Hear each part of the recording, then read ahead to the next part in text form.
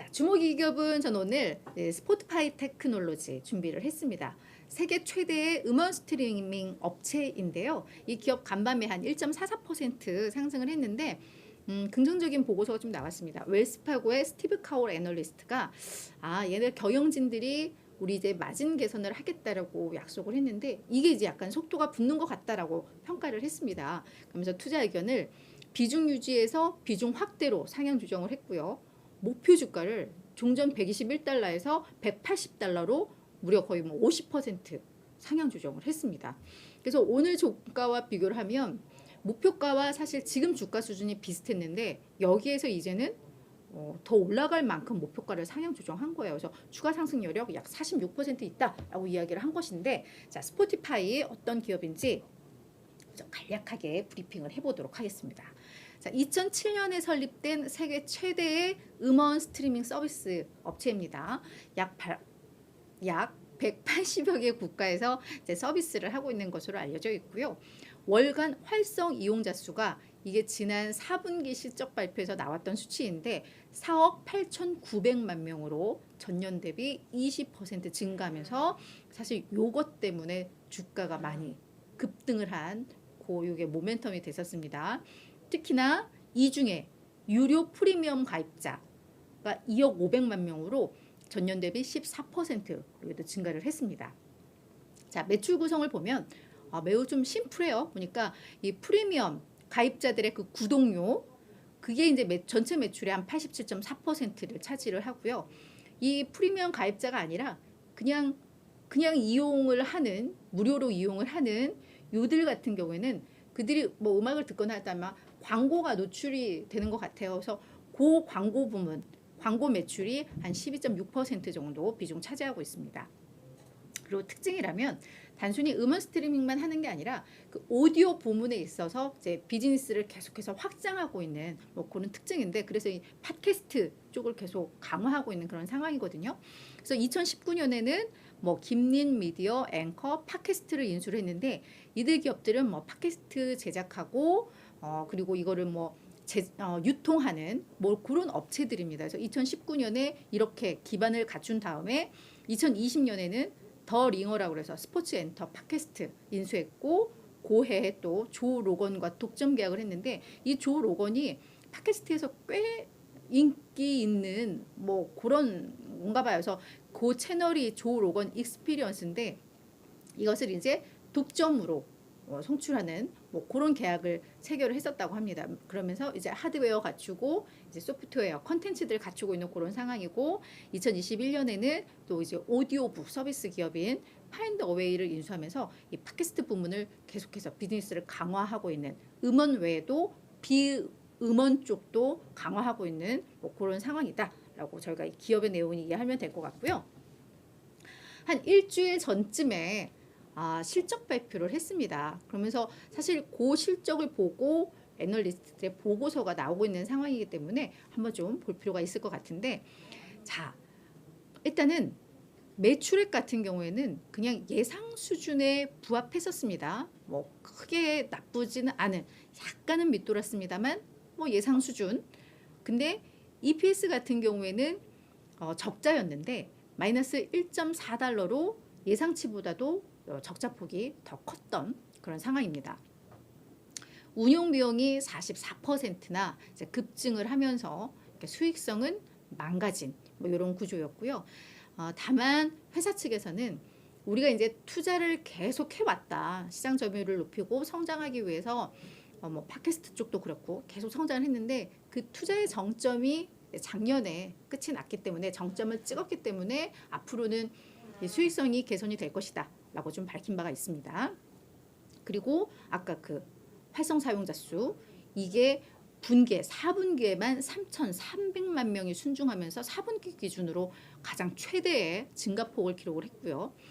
프리미엄 가입자도 1,000만 명이나 급증을 한 그런 상황이었습니다. 근데 이게 그 애플 뮤직이 이용 요금을 인상을 했잖아요. 그래서 그때 다른 음원 기업들도 뭔가 인상하지 않을까라고 했는데 얘들은 2023년 그러니까 올해부터 이제 좀 인상을 하겠다라고 이야기를 했었으니까 아마 그런 반사 이익도 좀 있기는 했을 것 같아요. 그래서 지금 왼쪽에 있는 차트를 보시면 아시겠지만 그 가입자, 활성 가입자와 그 프리미엄 가입자의 증가세를 쭉 보시면 아시겠지만 맨 앞에가 2017년 기준, 그리고 뒷부분이 2022년 기준인데 보면 지금 뭐 4년 동안 2016, 2019, 20, 21, 22 요 4개년 평균 증가수를 보면은 유료 프리미엄 가입자는 뭐 연평균 거의 2,700만 명, 그리고 그냥 월간 활성 이용자 수는 거의 뭐 4년간 연평균 7,100만 명씩 늘어나고 있는. 그래서 확실히 이제 점유율을 높이고 이용자 수는 많이 늘어나고 있는 그런 구조이구나라는 건 좀 확인이 되고요. 특히 회사 측에서는 이번 1분기에 전체 활성 이용자 수를 5억 명 돌파할 것이다 라고 또 이야기를 하면서 계속해서 성장 추세는 이어갈 것이다 라는 자신감을 보였습니다. 근데 이제 이 총 마진 부분을 볼 필요가 있을 것 같아요. 앞서서 제가 타이틀도 이제 마진 개선의 약속 이행을 이제 속도를 높이고 있다 라고 이야기를 했으니까 이 마진이 되게 중요한 부분일 것 같은데요.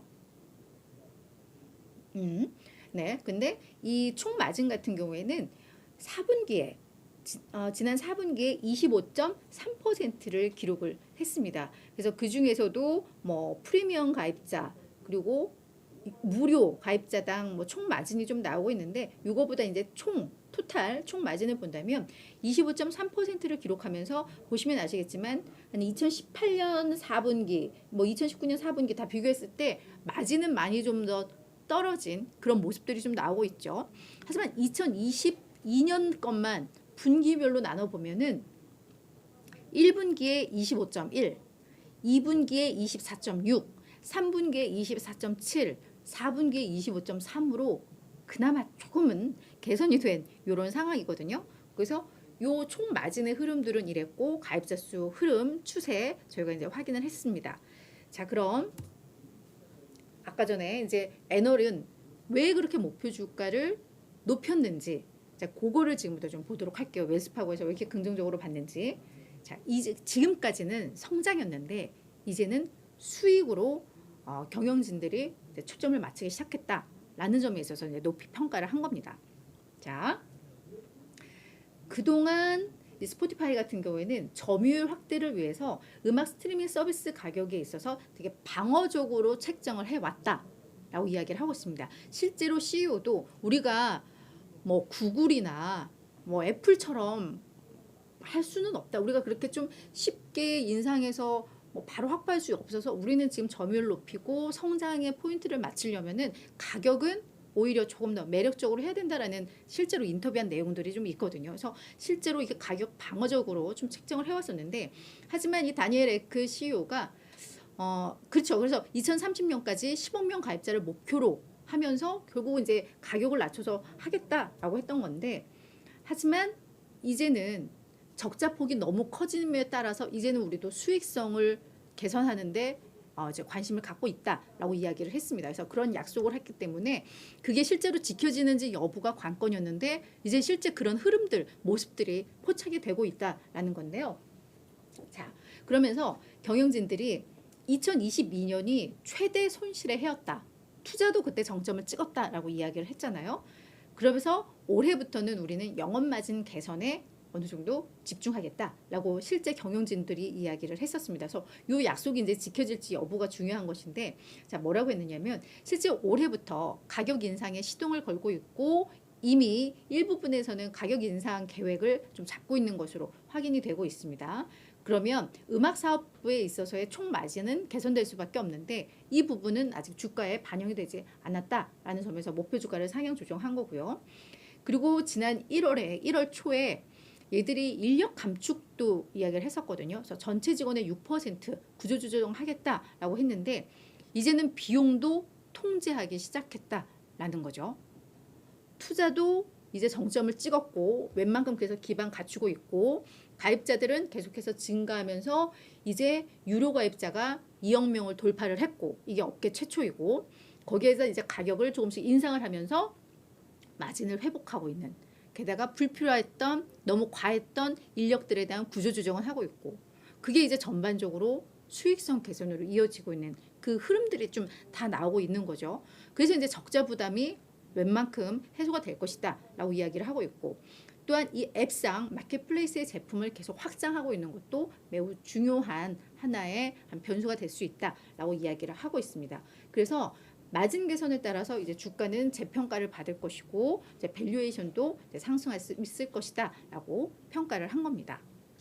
그러면서 뭐 월가에서 스포티파이에 대한 어떤 수익성 전망치, 가이던스가 그 컨센서스를 형성을 하고 있는데, 한 3년 정도는 이걸 계속 웃돌 가능성이 있다라고 매우 좀 긍정적으로 평가를 하고 있고요.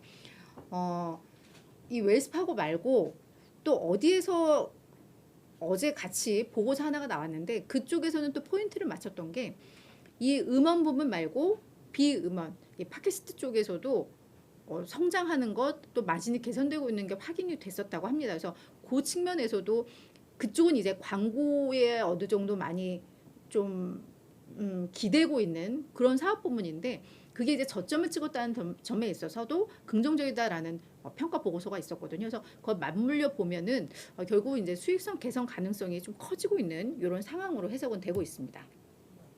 다만 이제 주가가 조금 문제예요. 뭐 목표 주가를 50% 상향 조정하기는 했습니다만, 올 들어서 지금 주가가 벌써 56% 상승을 했거든요. 물론 작년에는 한 66% 급락을 했지만, 그래서 아직까지 뭐 작년 수준을 회복한 건 아니지만, 그래도 지금 뭐 한 달 반 만에 56%가 오른 것은 단기적으로 많이 오른 거예요. 그래서 이제 옆에 보시면 월가의 평균 목표 주가가 111달러 정도에 형성이 되어 있으니까, 지금 주가에서 약 10%더 빠져야 된다라고 월가에서는 좀 보고 있는 그런 상황이거든요. 그래서 단기적으로 많이 올라서 일부에서는 목표가에 대한 부담을 느끼는 애널들이 있습니다. 그래서 전체 애널 32명 중에 14명만 매수, 약 44% 비중이고요.